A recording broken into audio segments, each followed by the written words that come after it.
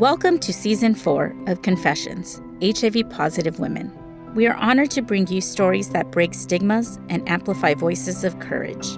This season, we're focusing on a powerful theme, the experiences of women living with HIV who have gone through pregnancy. We'll dive into their journeys, explore the latest updates on CDC breastfeeding guidelines, and discuss the challenges and triumphs related to substance use, recovery, and obtaining housing stability. Join us as we uncover the resilience, strength, and hope that define these incredible women. Let's get started.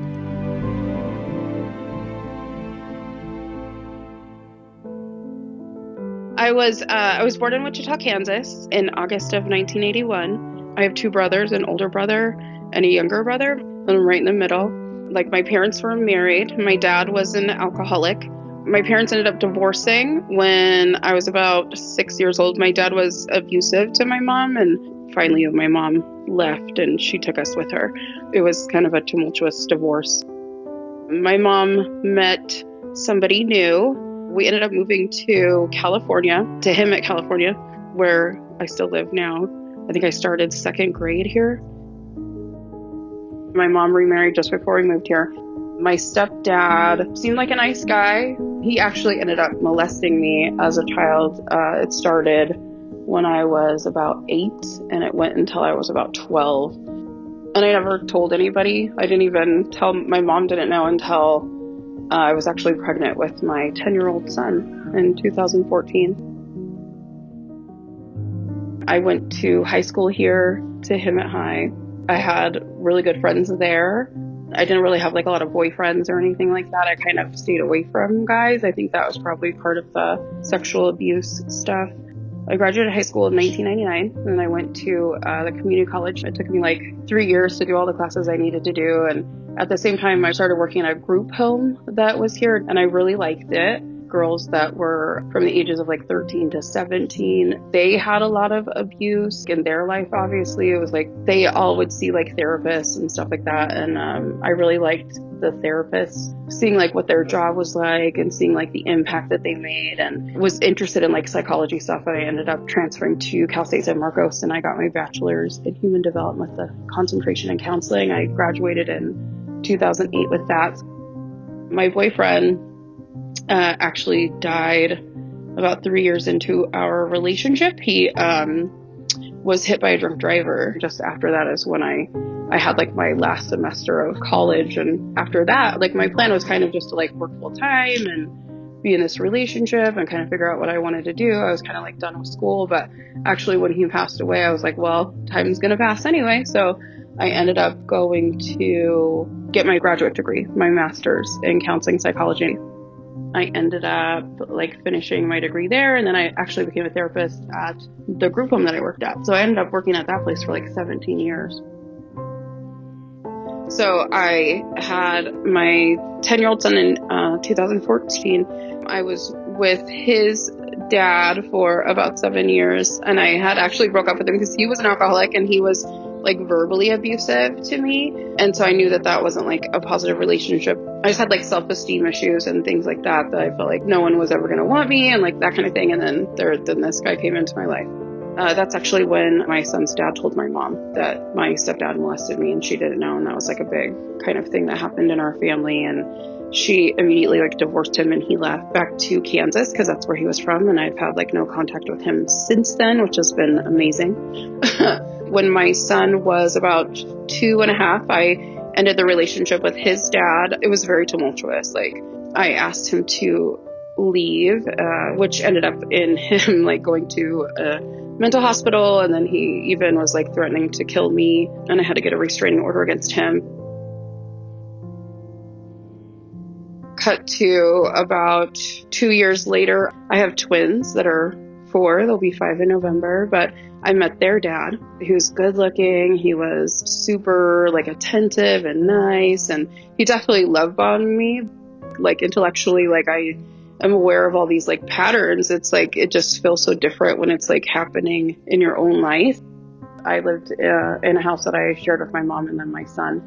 Eventually he moved in, but He had had past substance abuse issues. He had had a rough life. He was in a gang, and there were like definitely red flags that I ignored, he started like going out more. He had like these friends I'd never heard of before that he'd be in the bathroom for long periods of time. Eventually I found out that he was using meth. I was never exposed to that, so I didn't really know like the red flags of like drug use in that way. Also over this time there was a lot of like control that was happening little by little. He would grab my arm, and then that turned into him pushing me, and part of me was like I felt like I loved him so much and I wanted to help him, and then he was always very apologetic about when that stuff would happen. Looking back, I can see how it just like creeps in slowly. So like insidious. Looking back, there were a lot of times when I didn't feel loved, but I was holding on to the times that I did feel loved. And I think that's what like kept me there, was just like always wanting to get back to like the beginning. Like that person never came back. Like that nice, loving, attentive person was like false. So then I found out he was using meth. He had asked me if I would use meth with him, and like it just was something that was like scary, because you hear like, you use it once and you get addicted to that or whatever, but he was like really working on me and telling me like how this would make us feel more connected. It could be like our thing. We don't have to do it all the time. And of course I ended up doing it. It definitely gave me like a euphoric feeling, and there was a lot of like sex that came along with that did create like a connection and stuff. Come to find out, he was also cheating on me. Like he was with a lot of men, and I didn't realize that he was bi. And also like he had some kind of like fetish for like transgender women. And so I broke up with him. And after I broke up with him, then I found out I was pregnant. That brought us back together. So when I found out I was pregnant, I did not use anymore. So I had thought that I was like further along than I was, just because I was having like all these symptoms that I didn't have with my first one. And then come to find out, we go to the doctor and I have twins. So that was very overwhelming, a lot to take in. I got all the regular testing they did for like HIV and all of that. Everything came back fine. It didn't show up there, at the beginning of the pregnancy. And then as far as I knew, like he was being faithful. That's what he was telling me. So I had the babies. Our relationship was obviously like still very toxic. I stayed with him. I felt trapped. So I had the babies. They were born in November of 2019, a boy and a girl. I went to 38 weeks. We brought him home. It was great, but also very stressful. There was stress between us, but we worked well together, like when they were infants. And I did breastfeed. I had issues breastfeeding my oldest son, but I wanted to make sure I breastfed. But they were not gaining weight. My daughter weighed like a whole pound more than my son had. So he was down to like 4 pounds, and that was scary. And so then they had me start to supplement with formula when they were a month old or so. I had like a really bad postpartum. I was very depressed. I cried every day, and like I couldn't be happy. My partner, my boyfriend, I found him in the garage smoking meth. I just remember feeling like very jealous. I ended up using too. So I relapsed when my babies were about a month old on December 2nd of 2019. From then on, it was like I was using again. And he used it as like control, like he would be like, he would like ration it out to me. So he was basically like my drug provider. It kind of went back into like him like being gone again and leaving, and like all these like, random phone calls. And so it was just like kind of back to what it was like when I broke up with him before I was pregnant, and it's like we just like picked up from where we left off at. He was physically abusive to me. He would hit me. He was more controlling. At this point, I didn't even talk to any of my family, really. I cut off like all my friends. Like my mom would come see the babies. My brother was my next door neighbor, and I didn't really even talk to him or see his kids, which like to this day is still painful to me because I love them so much. Now it's like February of 2020. There was a day where he had really been like, he hit me in the face. I had like bruise. My lip was fat. I had a bruise on my face. I just couldn't handle it anymore. Like I wanted to die. Like I definitely felt like suicidal. And I took my son to kindergarten, and then I just felt like I need to get help. So I remember going into my house. I go into my room and I stack one little baby on top of the other and just walked over to my brother's house, who was my neighbor. And I just said, I need help. I don't want to live the way that I'm living anymore. And I'm using drugs and it's not good. My brother didn't go to work that day and they helped me figure out how to get a hold of Kaiser because they have like an addiction medicine program. And so my brother took me there. And when I did the intake, I talked to a therapist. I told the therapist about the drug use. I told the therapist about the abuse. And so that was enough for her to do a mandated report. So she contacted CPS. So they ended up coming out to my house. So the social worker was basically like, we're here because of this stuff happening. And it looks like you're already doing all of the things that we would suggest that you do. That's what I did. I went to my IOP. I ended up staying at my brother's to get like space for my ex. He was going to work on his sobriety and whatever. And so I stayed at my brother's for, I think, a week or so. And then my brother was just like, well, if you're going to go over there and you're going to spend time with him, then just go back. And I went back. I went back to my house. And so then I was going to IOP. Then COVID happened. So my IOP program was shut down. I think I had like 2 weeks left. I started just getting like a phone call a day from somebody checking in on me. I relapsed. I decided I was going to go into like a residential like rehab for a month. When I was in rehab, I had found out that my boyfriend was shooting up meth.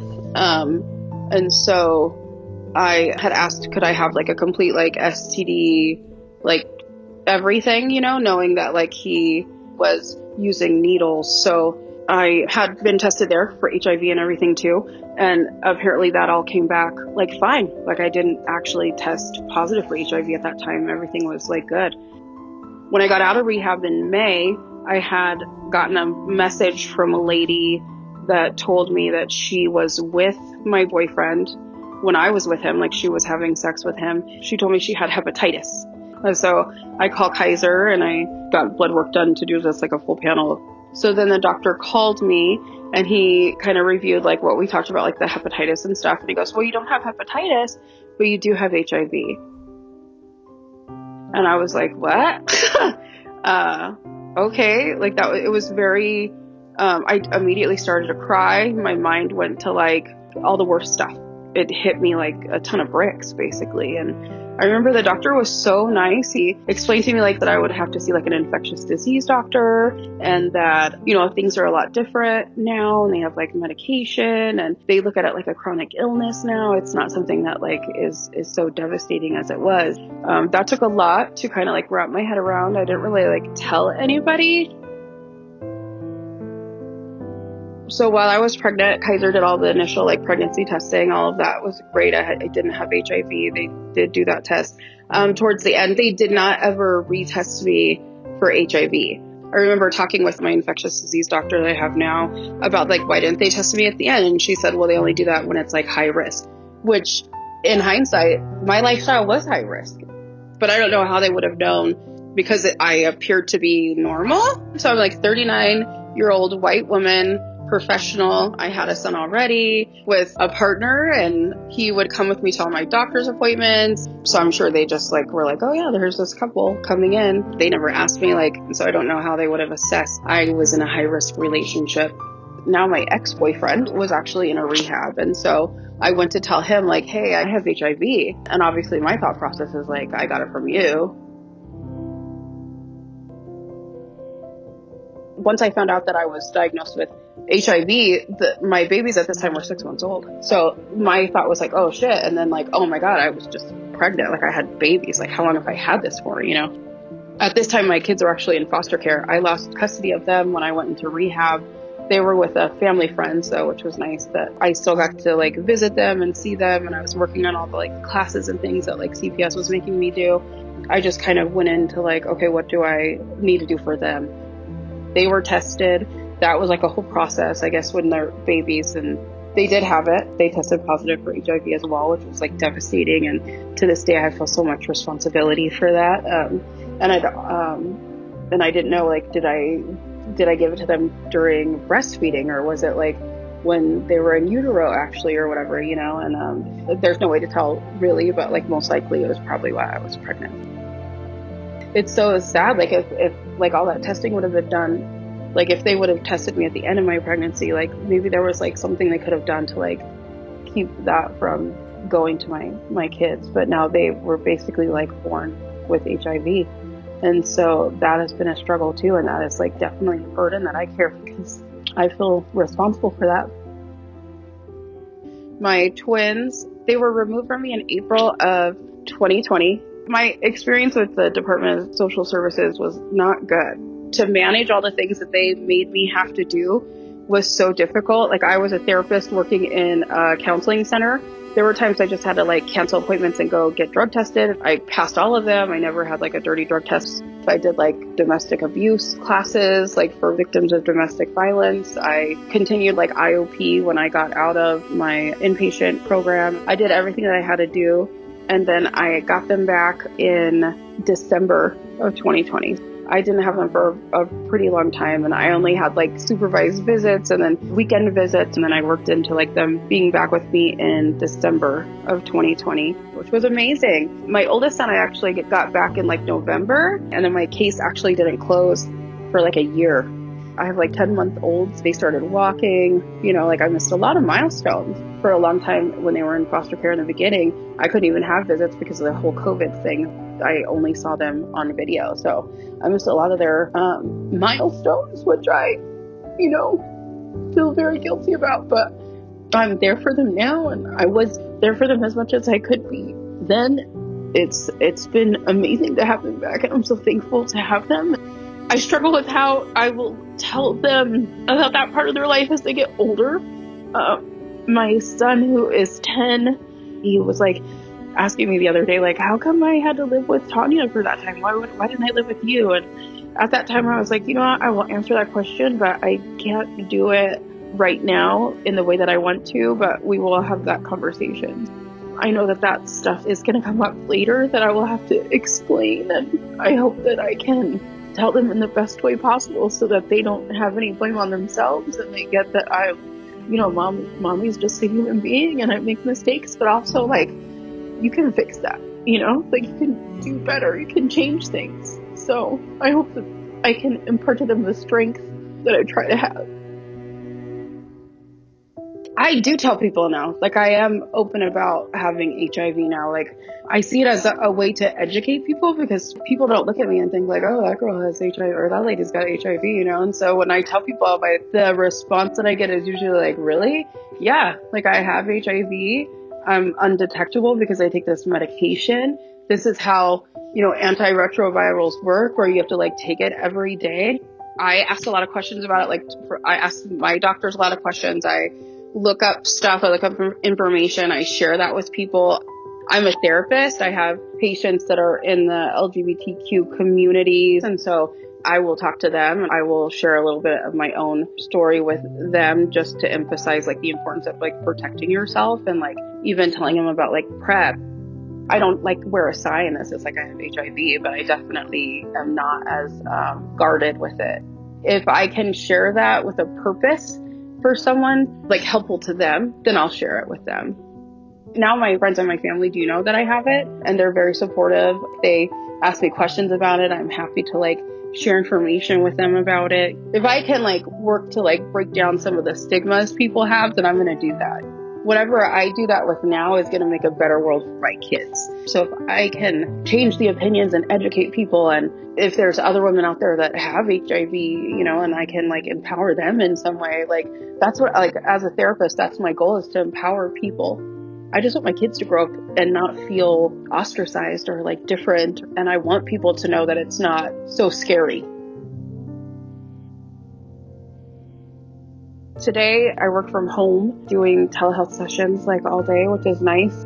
My oldest son is in 5th grade and he's doing great. He's got a lot of energy. He plays basketball. We go see his game. That's pretty amazing. My twins, they're awesome. They're so funny and so loving. And they just started TK, transitional kindergarten, which they were like super excited about.